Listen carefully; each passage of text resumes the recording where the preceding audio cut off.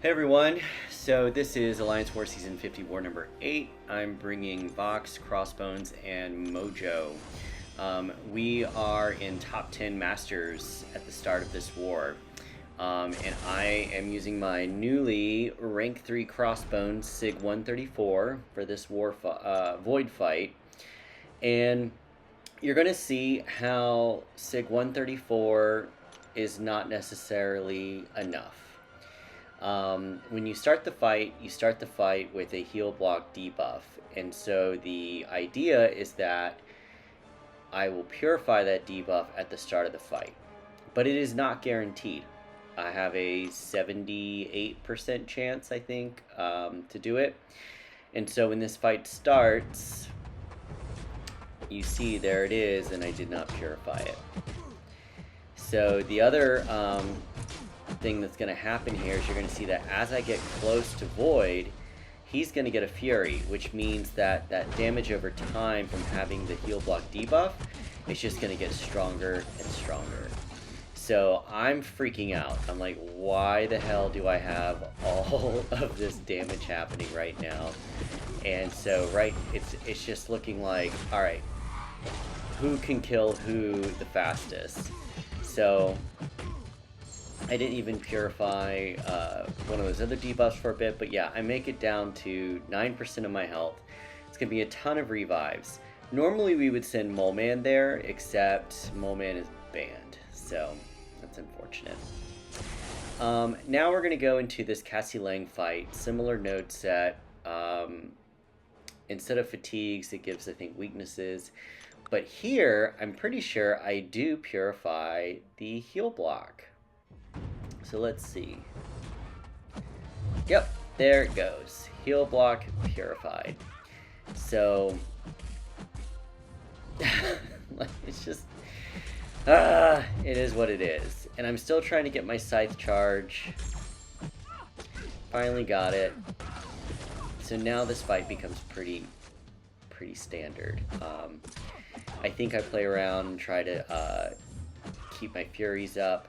In that last fight, I was just trying to get him down. I mean, yeah, if I had kept Furies up, I would have gotten him down faster, but I was starting to panic, and I was worried that taking too much time focusing on the Furies might be more dangerous than keeping those Furies up. Like, I don't know. We'll see.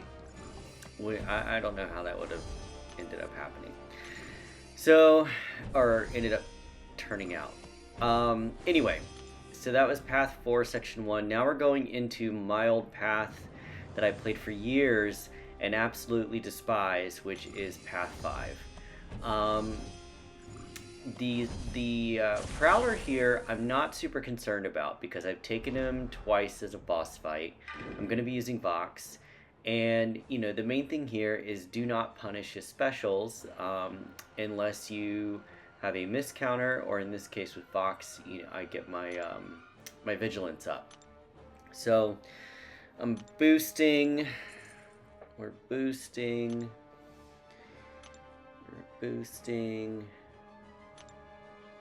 Let's go, Joey. Come on. Start the fight. Okay, there we go. So yeah, so the big thing here is just making sure you get your intercepts, which, you know, like a pro, we were able to get one right off the bat there. I can't remember how well I end up playing this fight. I think I play it pretty well. But now that I've said that, I don't want to jinx it. Yeah, I waited too long, and then he hit me. I don't know why I hesitated there. So now I wanted to do the SP1 because I don't like dealing with the SP2. Sometimes I miss that first projectile, and then you miss that, you're gonna get hit by the whole thing. Alright, so you see here 25 degens, but they're not ticking for as much as they could. So what I need to do is intercept this guy. And there, I finally get some good damage off. And there he goes. And the damage increased because I intercepted him, so the protection node went down. and then my degens could do their full damage. This fight was not fun. Mojo just was not playing ball. If I remember correctly, I'm a little late uploading this, but I was having a tough time getting him to play into intercepts, where he would, block like that. Not Mojo, what I call it, MODOK. So I still have not intercepted him. I still don't have my sight charge. Like, he is just being a motherfucker, and it's driving me crazy. Now I have a sight charge, so now I want to try to get the intercept because he's still at, what is that? 90% health. So yeah, this fight was not the cleanest. And it should go better. This is on me. I could have stayed close to him, parried heavy to get my hits up. Sometimes I forget to do that. But that is a way to build up your sight charges, just to parry in heavy. Now, if he dashes in with this node, he's not going to be, I'm not going to be able to parry him. But if you stay close, you can, because then he's not going to dash, or be able to dash. So, we got the hang of the fight, and now he's dead. And that was my last Crossbones fight. So I wasn't as concerned about losing him out like a ton of health, even though in that first fight I did lose a ton of health. Alright, this is also a very tricky fight. So, on paper, my alliance mates and I were like, yeah, this should be great. We can use Mojo and, just eat up Gladiator's buffs, have a ball. It'll be a good time. I'm pretty good with dexing the specials. But then as this fight starts, I didn't think about the fact that one of Mojo's prompts is a stun. And so when that happens in the very beginning, because it's one eye open, I'm like, oh shit, if I stun him and then a degen procs, am I going to take that damage? What do I do? And the fight's going on while I'm thinking about this. So it takes about a minute. So right here is where I get the stun prompt. So it takes about a minute for me to think this through, and I get hit.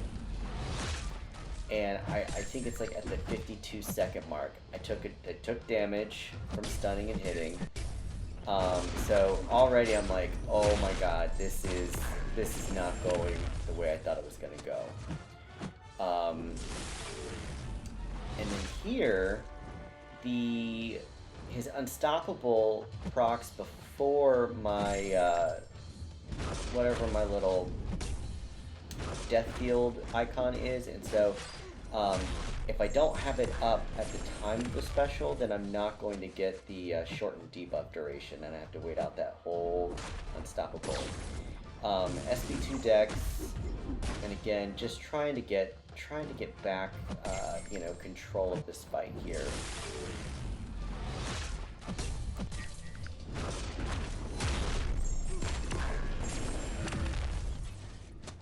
So I'm watching it now, trying to remember. Yeah, I was very proud of that wall dex right there. Very proud of that.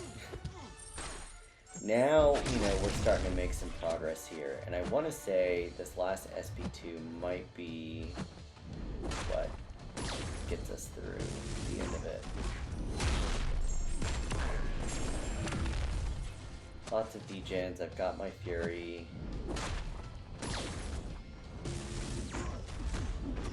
Maybe, yeah. Okay. I have to do a little 5-hit combo.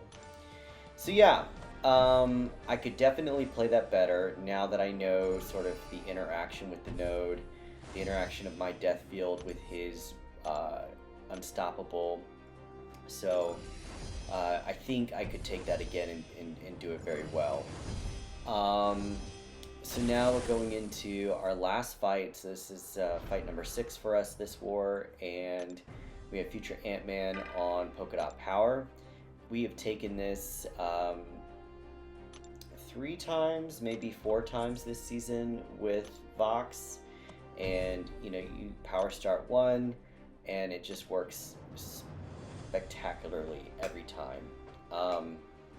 So the key here is build up a lot of buffs, throw my SP1, get the degens on him, and then those degens will give me power and allow me to get back up to another SP1 if I need it.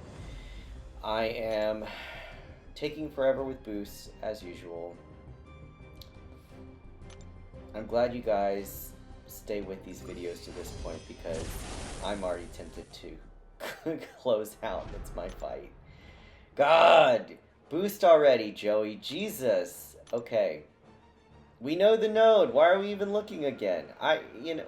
We've taken this so many times. Alright. Here we go.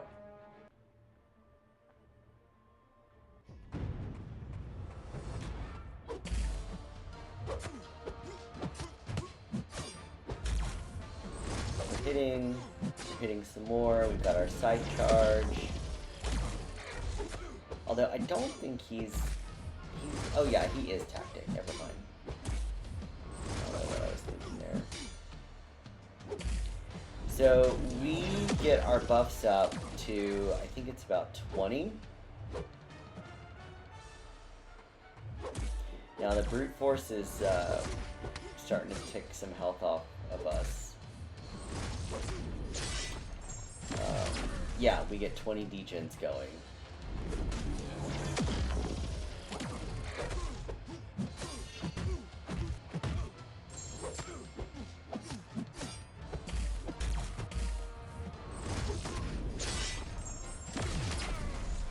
And of course it doesn't kill him. I thought it might, but that hit does.